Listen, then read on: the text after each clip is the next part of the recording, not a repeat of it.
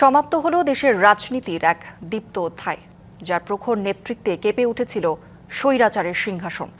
মানুষ যাকে হৃদয়ের ভাষায় ডাকত গণতন্ত্রের আপসহীন নেত্রী।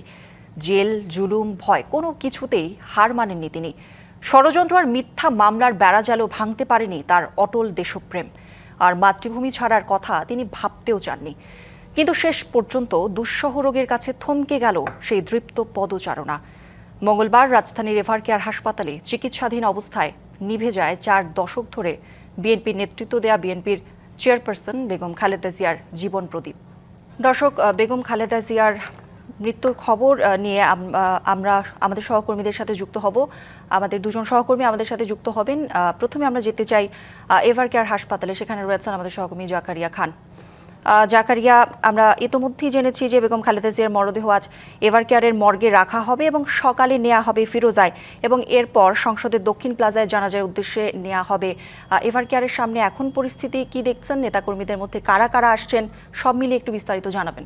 জি গৌরী, আপনি বেগম খালেদা জিয়ার শেষ যাত্রার বিষয়ে ঠিকই বলছিলেন। তাকে সকালে এখান থেকে ফিরোজায় নিয়ে যাওয়া হবে এবং তারপরে সেখান থেকে তার জানাজার জন্য সংসদ ভবনের দক্ষিণ প্লাজায় নিয়ে যাওয়া হবে। তবে 1945 সাল থেকে 2025 পর্যন্ত যে দীর্ঘ 80 বছরের এক পথ চলা বেগম খালেদা জিয়ার, সেই পথ চলায় তিনি কখনো আপসহীন নেত্রী, কখনো গণতন্ত্রের মা, বিভিন্ন উপাধিতে তিনি ভূষিত হয়েছেন। তবে তার সব পরিচয় ছাপিয়ে তিনি তার নেতাকর্মীদের জন্য এক অভিভাবক ছিলেন, যেই অভিভাবককে হারিয়ে আজ এভারকেয়ারের সামনে বিভিন্ন দেশের বিভিন্ন প্রান্ত থেকে কিন্তু নেতাকর্মীরা এখানে ছুটে এসেছেন বেগম খালেদা জিয়ার শেষ যাত্রায় অংশ নিতে। আমি একটু চেষ্টা করব কারোর সাথে কথা বলার। একটু যদি আমাদেরকে জানাতেন যে আপনারা তার এই মৃত্যুতে তার দলের নেতাকর্মী বা আপনারা কি ভাবছেন বা আপনাদের কি করণীয়? আমাদের করণীয় হলো, প্রথমে ওনার জন্য আমরা সবাই দোয়া করব। দ্বিতীয় হলো, আমরা শোককে শক্তিতে রূপান্তরিত করব। বেগম জিয়া দেশনেত্রী ছিলেন। ওনার মৃত্যুতে পুরা জাতি শোকান্তরে। আমরা যেমনটি শুনছিলাম যে উনি আসলে বলছেন যে এই শোককে আসলে শক্তিতে পরিণত করা উচিত এবং করতে হবে। এবং আমি আরেকটু যদি কথা বলার চেষ্টা করি, আপনি কোথা থেকে এসেছেন এবং মানে এই পরিস্থিতিতে আসলে আপনারা কি ভাবছেন, কি করবেন? আসলে বাসা বলার তো কিছু আসতেছে না, আমরা অনেক শোকাহত। আমি ফেনী থেকে আসছি আর কি। আমি আজকে সকালে খবর পায়ে সাথে সাথে আপনার ঢাকার উদ্দেশ্যে রওনা দিই। সকালে আসছি, এখনো যাই না। আল্লাহ যদি বাঁচা, কালকে জানাজা করি, ইনশাল্লাহ যাব। আপনি কোথা থেকে এসেছেন? আমি পল্টন থেকে এসেছি। নায়াসিনামাইড ও স্যালিসাইলিক সমৃদ্ধ লিলি ফেস ওয়াশ, যা ফেসের ডেড স্কিন সেল দূর করে দেয় দ্বিগুণ ফাস্টার ব্রাইটেনিং। আসলে আমরা তো এই নেত্রীর পিছনে ধরেন দৌড়াতে সংগ্রাম করতে করতে আমরা এই অবস্থা। আমার বয়স কিন্তু 43, কিন্তু দেখেন আমার চুল দাড়ি সব পাকিয়েছে। হামলা মামলায় জর্জরিত হয়ে এই নেত্রী দেশের জন্য, জাতির জন্য সব শেষ হয়ে গেছে।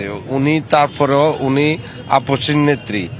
আজকে উনি এই এভারকেয়ারে শুয়ে রয়েছে। আমরা নেতাকর্মী আছি, কিন্তু আমাদের ছেড়ে আমাদের অভিভাবক এবং দেশের আম জনতা, সাধারণ মানুষের অভিভাবক এইখানে এভারকেয়ারে শুয়ে রয়েছে। যেমনটি আসলে শুনছিলেন, তারা তার আপসহীনতার কথাটি বারবার বলছিলেন যে তিনি তার শেষ মুহূর্ত পর্যন্ত কিন্তু কারোর সাথে আপোষ করেননি দেশের প্রশ্নে, তার নিজের দলের প্রশ্নে।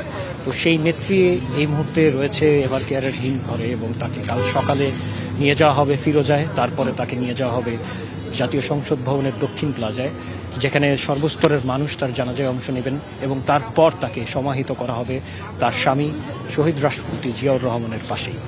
তো গৌরী, রাজধানীর এভারকেয়ারের সামনে থেকে সারা দেশ থেকে আগত নেতাকর্মীদের নিয়ে আমার কাছে এতটুকুই সর্বশেষ ছিল। গৌরী। জাকারিয়া, ধন্যবাদ আপনাকে। দর্শক, গুলশানের বিএনপির চেয়ারপারসনের রাজনৈতিক কার্যালয়ের সামনে রয়েছেন আমাদের আরেক সহকর্মী সানি আহমেদ, যুক্ত হব তার সাথে। সানি, বাবা, ছোট ভাই, এরপর মা খালেদা জিয়া চলে গেলেন। নেতা কর্মী শুভানুধ্যায়ীদের উপস্থিতি কেমন দেখছেন এবং কি বলছেন তারা, জানাবেন। চেয়ারপারসন বেগম খালেদা জিয়ার মৃত্যুর সংবাদের পর দেশে তার রাজনৈতিক যারা কর্মী রয়েছে নেতাকর্মী রয়েছে তাদের মধ্যে একটি শোকের ছায়া নেমে পড়েছে। একই সাথে বিদেশি কূটনীতি থেকে শুরু করে বিভিন্ন রাষ্ট্রীয়ভাবেও শোক জানানো হয়েছে এবং আপনি জানেন যে এখানে যেহেতু আজকে একটু প্রখর শীত পড়ছে, তো মানুষজনের একটু উপস্থিতি কিছুক্ষণ আগে থেকে একটু কমতে শুরু করেছে, তবে এখনও রাজনৈতিক নেতাকর্মীদের উপস্থিতি লক্ষ্য করা যাচ্ছে। আপনাকে একটু জানিয়ে রাখি যে আপনি জানেন ভারত, পাকিস্তান এবং চীন সহ বেশ কিছু রাষ্ট্রের প্রতিনিধি দল বেগম খালেদা জিয়াকে শেষ শ্রদ্ধা জানানোর জন্য তারা ঢাকার পথে অনেকেই পৌঁছেছেন এবং অনেকেই যাত্রা শুরু করেছেন। আর একটি বিষয় যে এখানে সকাল থেকেই নেতাকর্মীদের ভিড় ছিল এবং বিভিন্ন দূতাবাস এবং কূটনৈতিক মহল থেকে এখানে তারা প্রতিনিধি দল এসেছেন, এসে শোক বইতে তাদের মতামত ও স্বাক্ষর করেছেন এবং এখানে এখনও কিছু নেতাকর্মীদের দেখা মিলছে। আমি একজন জনের সাথে কথা বলতে যাচ্ছি, তার ওই ব্যক্তি জানার চেষ্টা করব কেন আপনি এখানে এসেছেন এবং যদি জানাতেন আমাদের। আমি চট্টগ্রাম কাস্টমস এজেন্টস অ্যাসোসিয়েশনের প্রেসিডেন্ট। আমি বিদেশি ছিলাম।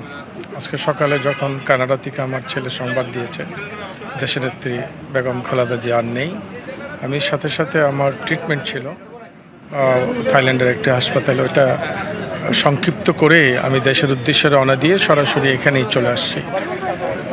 এই কার্যালয়ে অনেক স্মৃতি আছে। দেশনেত্রী বেগম খালেদা জিয়া তিনি আমাকে ব্যক্তিগতভাবে চিনতেন এবং আমাকে অনেক স্নেহ করতেন এবং তিনিও আমাকে যে নামে ডাকতেন আমি অভিভূত ছিলাম। আজকে সেই টানে আমাকে আবার এখানে চলে আসতে হয়েছে। আমরা আশা করছি এই জাতি এবং দেশ আজীবন দেশনেত্রী বেগম খালেদা জিয়াকে হৃদয়ের মণিকোঠায় রাখবে এবং আগামীকাল একটি বিশ্বের বৃহত্তম জানাজা আমরা দেখতে পাব। আমি দেশনেত্রী বেগম খালেদা জিয়ার এই মৃত্যুতে গভীর শোক প্রকাশ করছি এবং আল্লাহ পাক যেন তাকে বেহেশত নসিব করেন। এরকমই আসলে তার নেতাকর্মীরা, বিভিন্ন স্তরের নেতাকর্মীরা তার মাগফিরাত কামনা করছেন। তার এই যে যাত্রা, এই যে শেষ যাত্রা, সেই শেষ যাত্রার আগামীকালকে তারা জানাজায় উপস্থিত হবেন এবং উপস্থিত হয়ে তারা তার মাগফিরাতের কামনা করবেন এবং একই সাথে নেতাকর্মীদের যে উপচে পড়া ভিড় সেটিও কথা বলছেন তারা। এই ছিল আমার কাছে এবার বিএনপি চেয়ারপারসন কার্যালয়ের সামনে থেকে সব শেষ। সানি, ধন্যবাদ আপনাকে।